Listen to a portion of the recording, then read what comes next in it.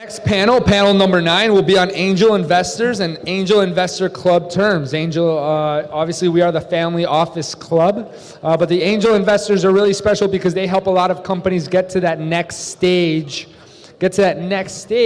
where they can start to really look for some venture capital and start to really talk with the major family offices. So we're really going to deep dive right now into what these angel investors are looking for, the type of investment opportunities that they're sourcing, how they're structuring those deals, how they're negotiating those deals, and how they're supporting companies through the growth process as they start to improve these companies' operations and start to really allocate their capital. Today's moderator is a local Floridian, South Floridian, Thomas Ross, who is an angel investor himself and runs an angel investment club out of West Palm Beach. So if we can please give a round of applause to our 9th panel of the day and Thomas Ross, our panel moderator today. Thank you. Is there an angel in the house? Raise your hand if you're an angel. All right, we're talking about angels today. And by the way, Christmas is almost here, so listen to your angels. Let me give you a quick background on myself. Tom Ross, I'm the president of the Palm Beach Business Group, and also we're setting up a Keiretsu chapter in Palm Beach. I've also lived overseas 18 years, mostly in the Middle East and Africa, and I'm quite involved in some very interesting African opportunities because we're determined to try to help American companies compete with the Chinese, which are eating up everybody's lunch in Africa. So we're working on situations that are basically using the commodities, which are so prevalent in Africa, to back the governments and back their currencies. It's an enterprising investment opportunity, but at the same time challenging to help them grow their economies. The Palm Beach Business Group I took over about 10 years ago, and it's a business development company in the town of Palm Beach. We have regular meetings, and part of what we do is help early stage companies raise capital. But what I want to talk about predominantly today is obviously the angel investing and what is involved in that. This morning we had a very interesting demonstration of how you can start your presentation with a single sentence that tries to give your message quickly. So let me read what I wrote down for our message as Keiretsu for today. I am saying that Keiretsu has 54 international chapters designed to provide highly vetted angel investment opportunities to its high net worth members. How many of you are familiar with Keiretsu? It's been around for quite a while, quite a few of you. To be a member of Keiretsu, you have to be an accredited investor, and it costs $3,000 a year to belong. And so we're recruiting members for the Palm Beach, just starting. Holland and Knight is our host. So we've got a very strong legal group with us as well.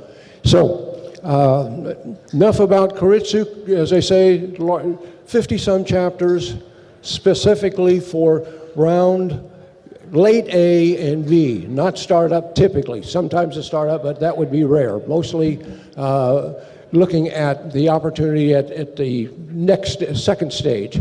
Now, what I'd like to ask the panel is if we're looking at venture capital versus angel investment, how would you determine the difference and explain to the audience why you think one is better than the other or whatever? Bill Pod from Landmark Angel Group and Family Office Group. We have. I'm going to get to your question in 1 second, Yeah, but just please do the introduction first, and then we'll get back to the question. Yeah, for the rest of these guys. So we're a 300-member investor group. Of that group, we have a large number of family offices at 140.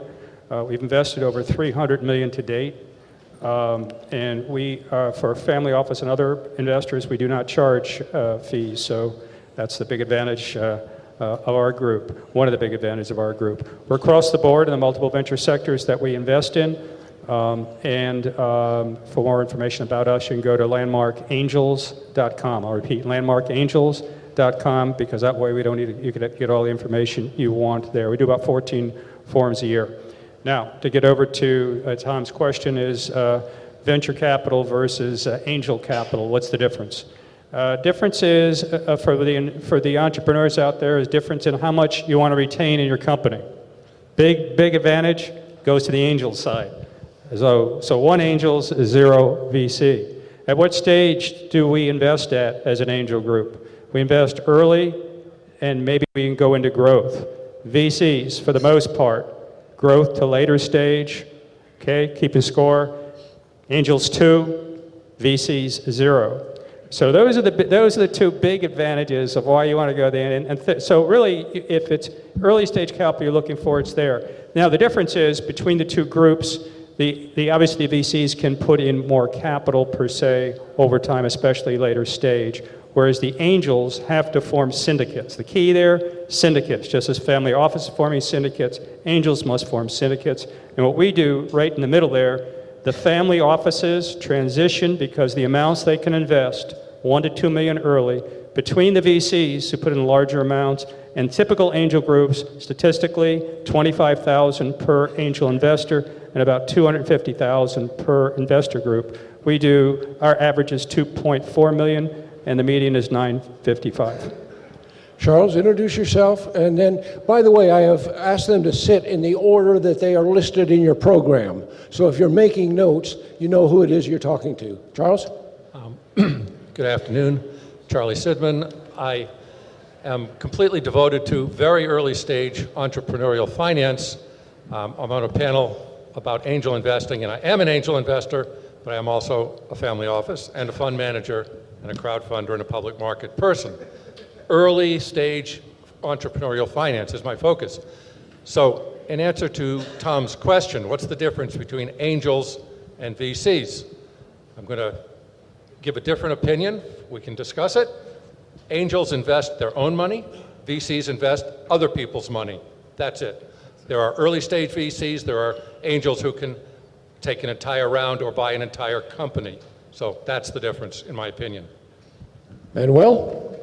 Hi. So my name is Manuel Barroso. I've actually built a couple companies in Latin America, grossing over $100 million in sale, became an angel investor, and I'm pretty much on the same page as you are.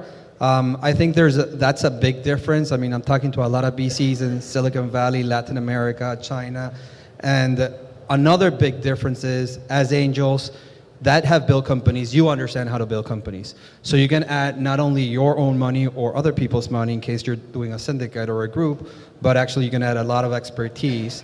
And most of the expertise is towards value creation on the entrepreneur side, right? A lot of VCs, as he said, are managing other people's money, not necessarily understanding how to scale companies, how to grow companies, how to create corporate governance, especially in emerging markets.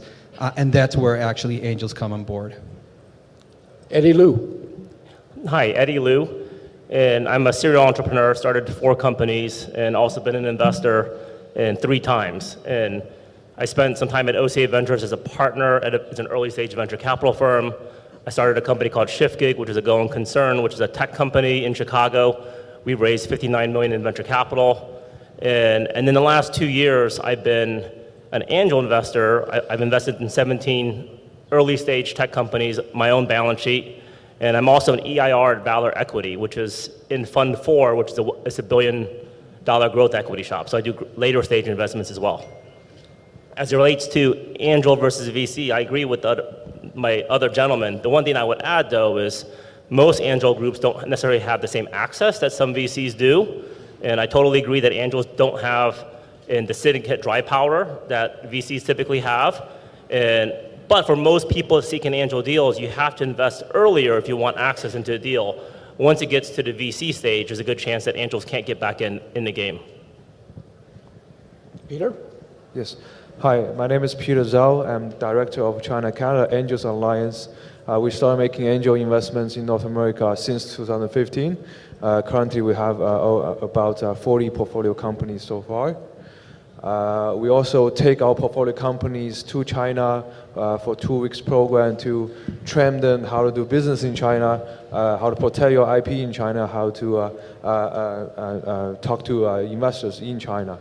So that's my background. To answer the question, well, I don't want to sound like angel versus VC, like we angels are better or vice versa. It's just we are angels, we are early, very early backers of those entrepreneurs.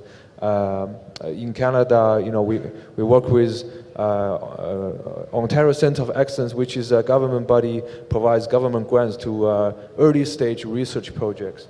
At that very early stage, we will come in and make an investment, and that's not VC would do. All right, and Daniel Buloff. Good afternoon, everyone. So my name is Daniel Buhlhoff. You'll soon be able to tell by my German accent where I'm from. So Germany, Berlin is where I started my first companies. And I started in 2006, started in the gaming space, ventured out into e-commerce, consumer internet, and came to America in 2015 after I've started and failed. It was one of my companies in America the first time, brought the second, and it went pretty well, and started out of this success, building an angel syndicate that was just mentioned with some friends, where we decided, hey, we'd like to help other entrepreneurs. So we founded Spring Tech Partners. We solely focus on companies based in Berlin, Miami, early also in New York. Usually only things we fully understand, where we feel like we could almost run them ourselves, but there's always better people out there. We're the first money usually in. Try to already foresee where the next money is coming from. Usually try to bring it to a group of investors over the past years that we've built up relationships with. And in terms of adding, because a lot was already said, I think one big difference is the access to run a good due diligence for angels. I mean, usually you lack the resources to run deep analysis, so it becomes much more of a person-team investment kind of situation. You've got to trust the team you're investing into. However, here in Miami, for example, I'm part of Miami Angels, and they do a great job of doing due diligence for angel investors and helping along this process for angels, specifically in South Florida. One quick thing. Yeah, just one quick add-on to what we just all said is, I forgot about this, it's access. If you're going to a VC or an early stage company and going to VC, the chance of getting funding from those VCs, I said very many panels with VCs, but you have to look at how many deals per year they're actually doing. And they may do, on average, somewhere between 1 to 3 deals per year. Think about that. 1 to 3 deals per year, and you have to thread that needle to get in there. Whereas if you've got, especially a local angel group from where you are, you at least get that access in to the investors who can fund your company. Very good point. Let's talk about due diligence. Obviously, the key to a successful outcome of any investment is your due diligence. But what is it that is most important to you in the due diligence that you're doing? Is it the management? Is it the finances? Is it the structure of the deal? What is it, the industry? What is it that's most important? Bill? Okay, the most important is hard because you name pretty much all 4 that we look at. So we'll say all the above. And the difference, I think, is this. We look at one other factor, right? All the factors you just pointed out, team, access, board of directors, access to customers, and exit. Exit's very important. Who has the relationships, the exit serial entrepreneur, because they've been there, done that before. Revenue, very important on the revenue side. And strategic partners. Strategic meaning in the sense of who is involved in the deal that can validate the underlying technology. So we look at all those as referrals. The most important point, I think, is for us is stability. Stability and scale. Do we think that company is going to be there for all the factors we just went over and others 3 years from now, right?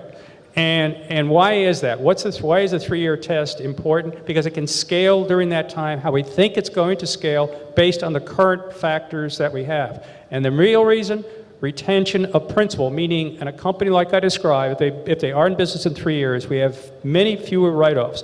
The VCs write off 80% of their deals. They have a $400 or $500 million fund to make up the difference. We don't have that. The average investor, 3 to 4 deals per year. If you've got 3 or 4 or 5 negatives in a row, guess what happens to your return? You've got to get a huge amount just to get to back where you started. That's the difference. Charlie? I also agree with all of the above answer. But what I would like to add is the aspect which I think is going to be the hardest to automate or outsource to AI, and that is the human beings that we're dealing with. The having coffee, having dinner, looking them in the eye, having conversation. I don't know how to automate that. And I'll make it even stronger. We can do all the work, we can write the first check, and we still don't have the full story. So that's why my personal investment philosophy is a multi-stage.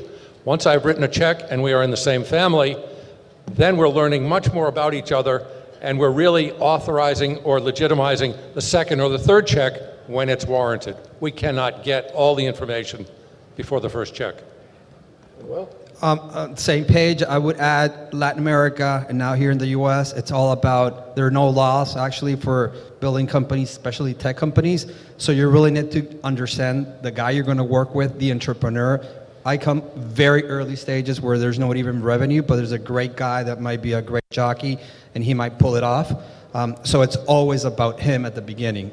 And from that, integrity is the first the first thing I look at. There are multiple stages of conversations, meetings that you have to do in order to invest. And if everything falls through, then you probably have a good bet. The number one that I look at in diligence is the founder. If the founder doesn't want to spend time with me and wants to like shoo me off to his financial consultant, I'm probably not in that deal. I look at early stage companies, typically with big markets, but it's unproven product. And so you're making a big bet on the founder or founding team. But I'm okay with the pre-revenue company. Like this, I'm about to make an investment in a company in Asia, but the founders had 3 successful sales before. And so I'm okay to back it because of the founder. And I made an investment with a guy who's taken 2 companies public. And I'm okay to back it because of the founder. I did some diligence as well, but so much of it is the person, and especially early stage tech investing. So all the portfolio companies that we invested, they're all pre-revenue companies at that time. So a team is very important. We're looking at, especially for a very early stage company, whether you can commercialize your product in the time that you think you can do. So I look at their milestones of their technology development, the timeline are very details and making sure they can hit their timelines. But as the company grow, I will look more into their growth strategies. So that, because there are a lot of people that have similar technology or similar ideas, but how you can stand out, how you can be unique. So those are the things I'm looking for. I have to follow Eddie and Peter. So at our stage, we write small checks, 25 to 100,000. It's all about the team. It's all about the founder. Most importantly, usually, is where does this referral come from? We want to know who you know. We want to somehow get the first vouching for this person. That's the big bet we're taking. What about the industries that you feel are most attractive now and will be in the next year? Of course, when you're talking angel investing, you look 2 or 3, 4, 5 years down the line. Give me an indication of what you feel would be most attractive in today's world in the angel forum. Probably the areas that are coming up, I think in the healthcare space, we do a lot of investing, Tom. It's across the board, but we're looking for new areas of investment. So genomics, proteomics, basically the new areas, wearables, for example, on the device side, things that are going to be integrated with the whole body, where you can see changes that are occurring rapidly before the end of the disease state. So we're going to bring those way up to personalized medicine, way up front. On the energy space, a lot in the renewable space. We do clean tech, green tech, and the traditional renewables, wind, wave, water, solar. And I think the other new areas that may be new for us, but ones we're really focusing on, are AI and robotics. Robotics can be a huge shift in the marketplace. It is already. We're going to see more, believe it or not, humanoids, which are basically intelligence. We're going to be able to, we won't have to go to these meetings anymore. Our humanoid will be out here doing it for us. So it's not just the logistics side of robotics, but the humanoid side, which is vastly coming up. You'll see that movement occurring. And artificial intelligence, the last one. AI. AI is just about every place, even in data integration, et cetera. You're seeing a lot more heavily involvement of AI in the category. Charlie? I would agree that the opportunities for the greatest return are technology-based. And so I do a lot of things in the health field also, like Bill, energy, sustainability, et cetera. But I would also like to throw out that, in line with the last panel, I feel a very great mandate or imperative for impact and moral or ethical considerations. And some of the things that you can make a great deal of money about on short term may not make the world a better place. So that's my second criterion. I want to make the world a better place while earning the best return. So here in the U.S., I'm very focused on dental industry. It's a $200 billion market, very untapped. Second, in software automation, I think that's huge. And third, space. And in Latin America, it's huge opportunities for arbitrage in many, many industries. That's my focus. So I don't have a focus. I would echo several of the industries these gentlemen had mentioned. And one different one is real estate technology. And real estate in the U.S. is still done the same ways it's been done for the last 30 years. When I've sold my place, the last couple of times I pay 6% to agents who don't even show me the place anymore. I go get a lockbox key. So there's probably lots of opportunities to huge verticals, the biggest asset that everyone owns. And so I'm looking in that space a lot. Okay, my focus is pretty unique. So I'm looking for technology that can solve a big problem in China, which is the fast aging population problem. This one big problem will create several problems. One is in China we don't have cheap labor anymore. So I'm looking for advanced manufacturing technologies. The other problem we have is we don't have clean sky anymore because of the population. So we need clean tech technologies. We have more elder people, which means we need healthcare. So we're looking at Meditech, medical device. We need more value-added products. That's why we are investing in advanced materials. So these are the focus. I'd like to give it a different spin to this question because, thinking about how we feel about getting good ROI is usually mainly driven by, we believe the companies we've invested in, we can really, really help so hands-on that we really know maybe who's going to acquire them, that we can make those introductions.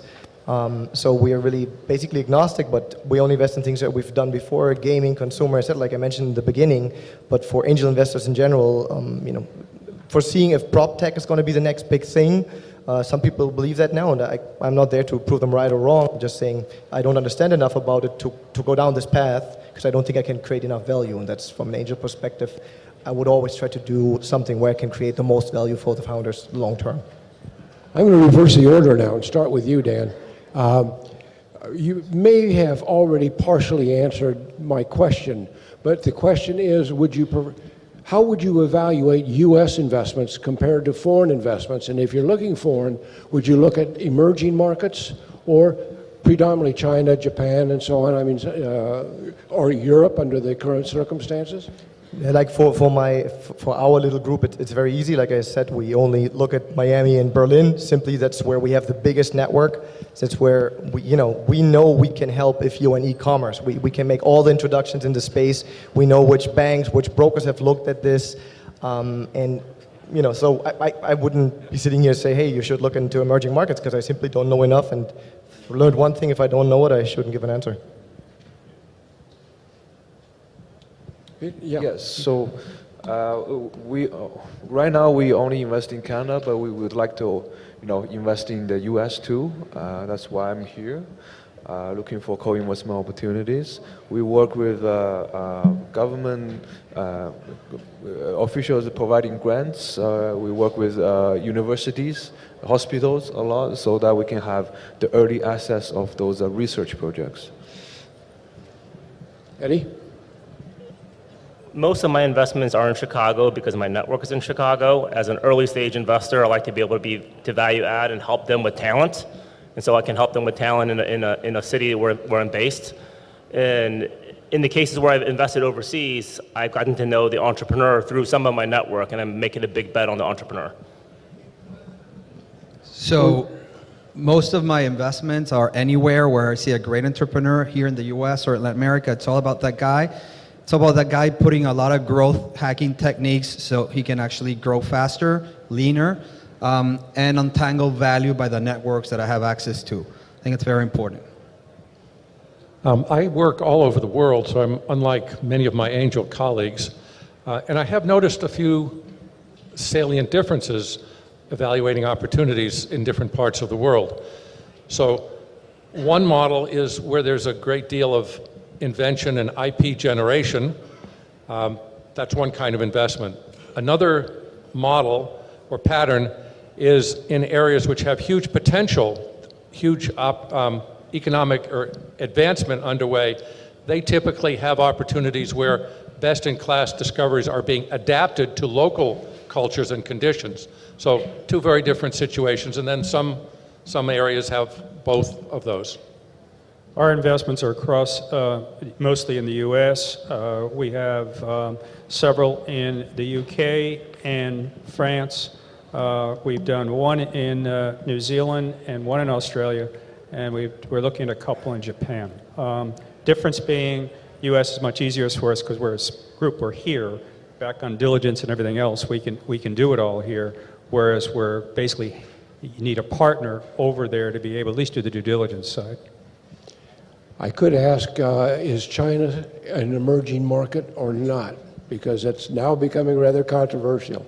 But let's not get into that right now, all right? We are running short on time, and so I do want to ask questions. Quick, would you give me a fairly quick yes or no as to compared to a private placement, a crowdfunding versus a 506 Reg D? Okay, we will not do crowdfunding deals. The answer to that part is no, and the reason is because the crowdfunders are unaccredited. Once you go up the line and we become responsible for that deal going forward, there's all sorts of litigation possibilities, even if we didn't make a mistake, if the mom and pop loses the underlying. So it could be crowdfunding, but it has to be accredited, a specific class of crowdfunding as accredited investors. Charlie? There are 7 kinds of crowdfunding, so I would agree with Bill that I would not invest in a non-accredited enterprise. But for me, crowdfunding in the other classes is a channel for deal discovery, for deal flow, and having discovered it, if the legal aspects are appropriate and acceptable, I'll certainly do it. Manuel? Not in my radar. Not my area. We're not investing in crowdfunding, no. It sounds like the overall answer is no. Yes, same here. However, we have invested in a company that is planning to do crowdfunding in terms of their pre-sales, revenue generation, testing the market. Well, that's a different All thing. right. We've got time for any other quick comment? Well, just You look like you're ready. don't tar all 7 kinds of crowdfunding with our attitudes towards one of the 7. Absolutely.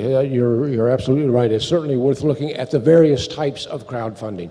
It's a very interesting structure that I think is helping a lot of early stage companies, and we should recognize that. Open for questions. Got one over here, too. Yes. What do you guys think about our crowd out of Israel that do later stage crowdfunding, if you will? They raise excess of $1 billion on our platform. What's your thoughts about that company? I go to their meeting every year. I'm one of their affiliates, and my fund actually has some similarities with theirs as well, although they have a bigger pocketbook.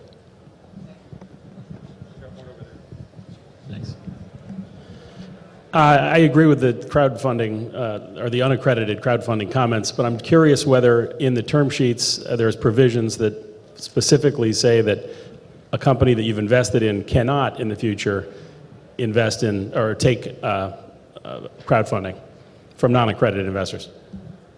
I haven't seen it. No, we wouldn't be in it. If we did it, it's not going to be in the term sheet. That would prevent it from being done. So we still have the option, so we can look at the deals coming forward. The other issue with crowdfunding, you just remember, is you've got X number of investors in there. So going up the line with us, it's the large angel group, and then you get VCs up the line. They don't want to deal on a day-to-day basis with investor X calling them, seeing how the company's doing, et cetera, asking for reports X, Y, Z. They will not get into that. It has to be, if you're going to do something like that, it has to be put into one investment vehicle, and it has to be in the term, because otherwise the investors up the line will not co-invest in that deal.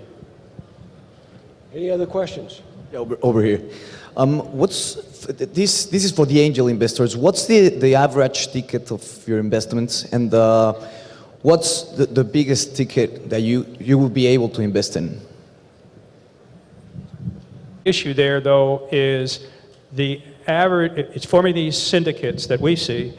It's hard for angel groups as a whole to get literally more than a few $1 million into any one deal, and that's what the lead inventors, the bigger inventors, Keiretsu, us, and others involved in a deal like that. Because don't forget size-wise, again, the average angel investment nationally is $25,000. That means you got 10 investors to get to $250 within that one group, and it usually could be up to a 6-month process. So you start aggregating all this, it's just very difficult to reach those upper ends. Yes, it can be done. I mean, that's a deal you just point out that was done, but I can point out 99.9% the other side, it won't get done at those levels. I would say with Keiretsu, for example, it's probably their range is from 500,000 to about 15 million would probably be the normal range, and occasionally some much larger than that. Other questions? Yeah, right here. So I'm a peer. I've got an angel group in Charleston and then an early stage VC firm, and we've got 45 portfolio companies. I have a dilemma that I could use your brain on. One of our companies hit lightning in a bottle, issued a dividend that returns almost 20% of the fund, still own all the equity, but fund is still open. Would you close it and preserve for existing, with our existing LPs, or keep it open and keep raising but dilute your existing LPs? Anybody care to comment? Well, I'll take it by default. So some of those dividends can be used as royalty payments, basically. Basically, you can use those dollars to repay the principal of your investors, so you're paying it on down. Some of it can be used as an interest component beyond what you're obligated to pay. So I would keep the fund, in my view, because you're doing so well, keep that fund open, because you also don't know, what's going to happen subsequently. You can't make the prediction that's going to continue along the life of the fund. I assume it's a 10-year fund, right? Right. Ladies and gentlemen, thank you very much for your attention. Please give a warm thank you to our panelists.